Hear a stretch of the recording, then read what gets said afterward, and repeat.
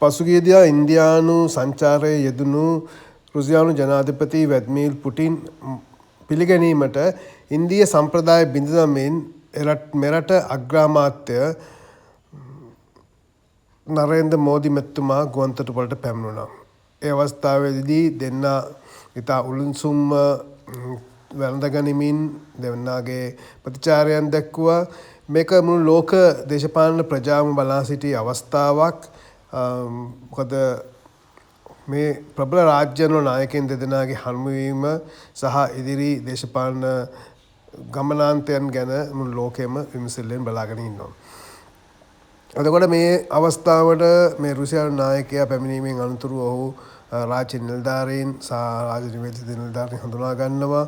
ඉන් අනතුරුව ඔවුන් ජනාධිපතිවරයාගේ අග්‍රාමාත්‍යවරයාගේ නිවස වෙත පැමිණෙන්නට නියමිතව තිබුණා. ඒ අතරවාරයේදී ඔවුන් ගුවන්තොටුපළේදී සංස්කෘතික සංදර්ශනයක් නැරඹීමෙන් අනතුරුව විශේෂම කාරණය තමයි ඔවුන්ගේ නිල රථ පාවිච්චි කරේ නැහැ. ඉන්දියාවේ නිෂ්පාදනය කළ ටොයටා වාහනයක් තමයි ඒ සඳහා යොදාගන්නේ.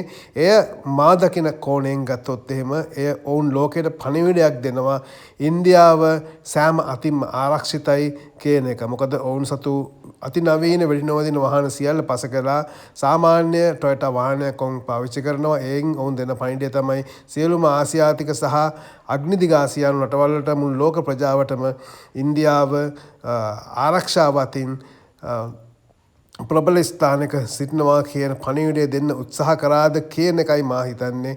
ඊට අමතරව ඔවුන් දේශීයත්වය කරලා තියෙනවා. ඔවුන් යුරෝපීය වාහන ප්‍රතික්ෂේප කරලා තියෙනවා. ඉතින් මේ වගේ විශාල පණිවිඩ ගණනාවක් මේ ගමනත් එක්ක මේ වාහනේ පාවිච්චි කිරීමත් එක්ක ලෝකෙට